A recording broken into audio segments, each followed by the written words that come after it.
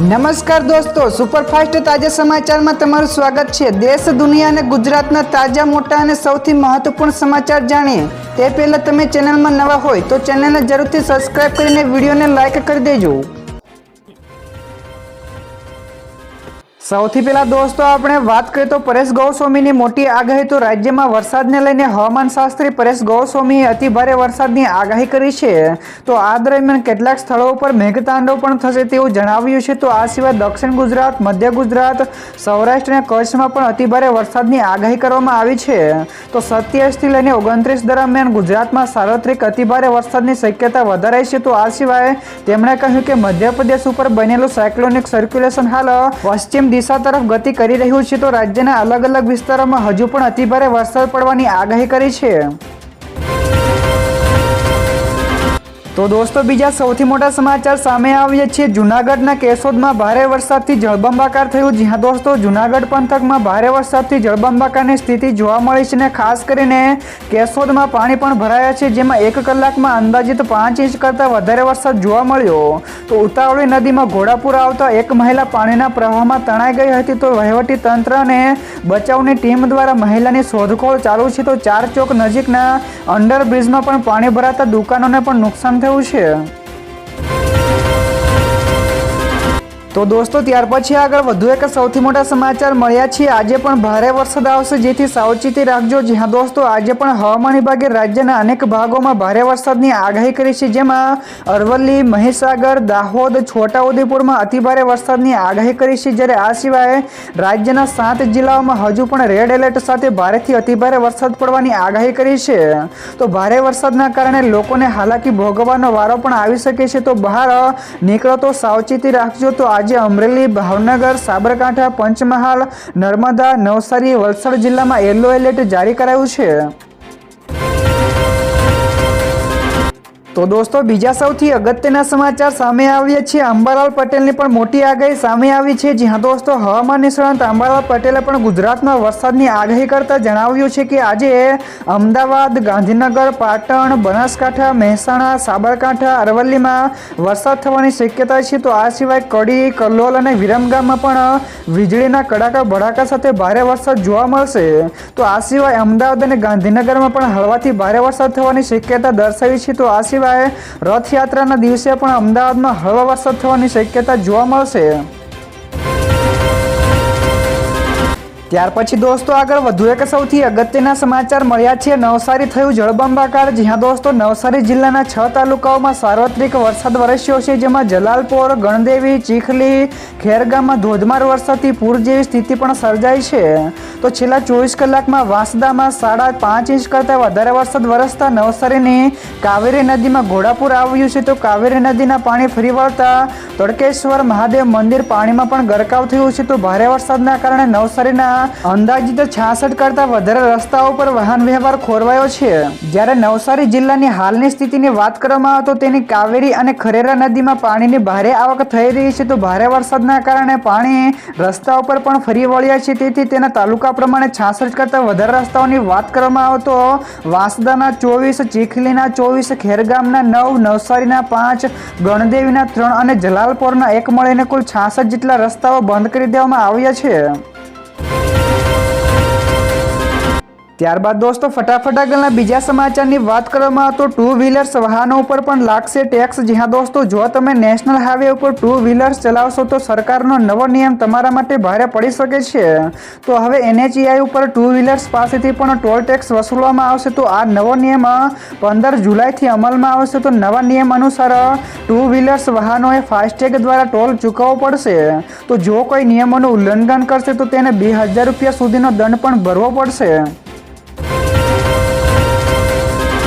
તો દોસ્તો બીજા સૌથી મહત્વપૂર્ણ સમાચાર સામે આવ્યા છે। સરકારી આવાસના વેરામાં 4 વર્ષ માટે વાર્ષિક 200 રૂપિયા વસૂલાશે। જ્યાં દોસ્તો રાજ્ય સરકારે સરકારી આવાસોના લાભાર્થીઓના વ્યાપક હિતમાં એક મહત્વપૂર્ણ નિર્ણય કર્યો છે। તો હવે રાજ્યભરમાં આવાસ લાભાર્થીઓ પાસેથી હવે એક સમાન દરે વાર્ષિક ₹200 ઘરવેરા આકારણી પેટે લેવામાં આવશે। તો આ નિર્ણય અનુસાર કેન્દ્ર સરકારની ફ્લેગશિપ યોજના પ્રધાનમંત્રી આવાસ યોજના એટલે કે ગ્રામીણ સહિતની વિવિધ યોજનાઓમાં સરકારની સહાયથી બનેલા આવાસો માટે છે। તો દોસ્તો ત્યાર પછી આગળ વધુ એક સૌથી મહત્વપૂર્ણ સમાચાર મહેસાણામાં ધોધમાર વરસાદ। જ્યાં દોસ્તો ગઈકાલે મહેસાણા શહેરમાં ધોધમાર વરસાદ પડતા જનજીવન અસ્તવ્યસ્ત થઈ ગયું હતું। તો શહેરના નીચાણવાળા વિસ્તારોમાં પાણી ભરાઈ જતા વાહન વ્યવહાર પણ ખોરવાયો છે। તો પ્રશાસને ગોપીનાળામાં એક તરફનો રસ્તો પણ બંધ કરવાનો નિર્ણય લીધો છે, તો બીજી તરફનો રસ્તો ચાલુ રાખવામાં આવ્યો છે, જેના કારણે વિસ્તારોમાં ટ્રાફિક જામની સ્થિતિ સર્જાઈ છે। તો બપોર બાદ પડેલા 3 ઇંચ કરતાં વધારે વરસાદે બસ ટર્મિનલની પણ સ્થિતિ વણસી છે। ત્યાર પછી દોસ્તો આ સિવાયના બીજા સમાચારની ઝડપથી વાત કરવામાં આવે તો મમતા બેનર્જીએ કહ્યું કે ગુજરાતમાં તો બીજેપી ગઈ હવે તો। જ્યાં દોસ્તો બંગાળના સીએમ મમતા બેનર્જીએ પ્રેસ કોન્ફરન્સ યોજી હતી, જેમાં ગુજરાતમાં આમ આદમી પાર્ટીની જીતને લઈને સવાલ પણ પૂછવામાં આવ્યા હતા। તો જેના જવાબમાં મમતા બેનર્જીએ ગુજરાતમાં બીજેપીની સરકારને લઈને કહ્યું હતું કે ગુજરાતમાં બીજેપી હવે તો ગઈ છે, તો આગામી સમયમાં આવનારી ચૂંટણીઓમાં બીજેપીની જીત થશે નહીં। તો શું દોસ્તો આ મામલે તમારું શું કહેવું છે? તો દોસ્તો બીજા સૌથી મોટા સમાચાર સામે આવ્યા છે। બોટાદના એમએલએ ઉમેશ મકવાણાએ કહ્યું કે મારો સમાજ મને રાજીનામા અંગે જવાબ આપશે। જ્યાં દોસ્તો બોટાદના આમ આદમી પાર્ટીના એમએલએ ઉમેશ મકવાણાએ દંડક પદેથી રાજીનામું આપ્યા બાદ પાર્ટીએ ઉમેશ મકવાણાને 5 વર્ષ માટે સસ્પેન્ડ કર્યા છે। તો આ મામલે હવે પાર્ટીમાંથી સસ્પેન્ડ કર્યા બાદ આમ આદમી પાર્ટીના ધારાસભ્ય ઉમેશ મકવાણાનું નિવેદન પણ સામે આવ્યું છે, જેમાં તેમણે કહ્યું કે મારા રાજકીય હરીફો પાર્ટીમાં છે એટલે કદાચ આવું થયું છે। તો ઉમેશ મકવાણા રાષ્ટ્રીય નેતા છે, તો મને સસ્પેન્ડ કરવા બદલ મારો સમાજ મને જવાબ આપશે તેવું પણ જણાવ્યું છે। તો દોસ્તો ત્યાર પછી આગળ વધુ એક સૌથી મોટા સમાચાર તૈયાર રહેજો। તો ધોધમાર વરસાદ વરસશે તો 30 જૂન સુધીનો એલર્ટ છે। જ્યાં દોસ્તો રાજ્યમાં ગાજવીજ સાથે ભારે વરસાદની આગાહી કરાઈ છે, કેમ કે વરસાદની 2 સિસ્ટમો એકસાથે સક્રિય થઈ છે। તો તે દરમિયાન સુરતમાં પણ વહેલી સવારથી જ વરસાદ શરૂ થઈ ચૂક્યો છે। તો 30 જૂન સુધીમાં ગુજરાત અને કચ્છમાં ભારેથી અતિભારે વરસાદની સંભાવના છે। તો આજે દાહોદ, મહીસાગર, છોટાઉદેપુર, અરવલ્લી, પંચમહાલ, નર્મદા, નવસારી, વલસાડ, દમણ, દાદરાનગર હવેલી, અમરેલી અને ભાવનગર જિલ્લામાં ભારે વરસાદ જોવા મળી શકે છે। તો દોસ્તો બીજા સૌથી અગત્યના સમાચાર સામે આવ્યા છે। હિમાચલમાં વાદળ ફાટ્યું તો 11 લોકો ગુમ છે, જ્યારે 2000 કરતાં વધારે લોકો ફસાયેલા છે। જ્યાં દોસ્તો હિમાચલના કુલ્લુ તેમજ ધર્મશાળામાં 5 જેટલા સ્થળો ઉપર વાદળ ફાટ્યા છે। તો આ ઘટનામાં અત્યાર સુધીમાં 2 લોકોના મોત થયા છે, જ્યારે 11 લોકો ગુમ છે, જ્યારે એસડીઆરએફની ટીમ ઘટના સ્થળે પહોંચી ગઈ છે। તો આ સિવાય બચાવની કામગીરી પણ ચાલુ છે। તો 2000 કરતાં પણ વધારે પ્રવાસીઓ તેમજ 150થી વધારે પ્રવાસીઓ વાહન લઈને ફસાયેલા છે। તો સિવુંડ નજીક ક્ષતિગ્રસ્ત રસ્તાઓને કારણે તેમની પાસે આ વિસ્તારોમાંથી બહાર નીકળવાનો કોઈ રસ્તો નથી। તો લાહોલમાં પણ 25 જેટલા પ્રવાસીઓ ફસાયેલા છે। ત્યાર પછી દોસ્તો આગળ વધુ એક સૌથી અગત્યના સમાચાર મળ્યા છે। ઈસુદાન ગઢવીએ ટ્વિટર ઉપર મોટી જાહેરાત કરી છે। જ્યાં દોસ્તો આમ આદમીના પ્રદેશ પ્રમુખ ઈસુદાન ગઢવીએ ટ્વિટર ઉપર પોસ્ટ કરીને મોટી જાણકારી આપી છે। તો તેમણે જણાવ્યું છે કે એમએલએ ઉમેશ મકવાણાને પાર્ટી વિરોધી અને ગુજરાત વિરોધી ગતિવિધિઓના કારણે આમ આદમી પાર્ટીમાંથી 5 વર્ષ માટે સસ્પેન્ડ કરવામાં આવ્યા છે। તો ઉમેશ મકવાણાએ પણ ગઈકાલે આમ આદમી પાર્ટીના દંડક પદે અને રાષ્ટ્રીય જોઈન્ટ સેક્રેટરી તરીકે રાજીનામું આપ્યું હતું। તો દોસ્તો તમને શું લાગે છે કે ઉમેશ મકવાણા ભાજપમાં જોડાઈ શકે છે? ત્યારબાદ દોસ્તો ફટાફટ આગળના બીજા સમાચારની વાત કરવામાં આવે તો રેલવે બાદ હવે એસટી વિભાગે પણ ભાડામાં કર્યો વધારો। જ્યાં દોસ્તો ગુજરાત રાજ્ય માર્ગ વાહન વ્યવહાર નિગમ એટલે કે જીએસઆરટીસીએ એસટીના માસિક અને ત્રિમાસિક પાસના ભાડામાં સુધારો કરવાનો નિર્ણય લીધો છે। તો અગાઉ 15 દિવસના ભાડામાં 30 દિવસની મુસાફરીની યોજના હતી, જેમાં હવે સુધારો કરીને 18 દિવસનું ભાડું ચૂકવીને 30 દિવસની મુસાફરી પાસ આપવાનો નિર્ણય લેવાયો છે। તો અગાઉ જે 45 દિવસના ભાડામાં 90 દિવસની મુસાફરીનો પાસ મળતો હતો, જે હવે 36 દિવસનું ભાડું ચૂકવીને 60 દિવસની મુસાફરીનો પાસ આપવાનો નિર્ણય લેવાયો છે।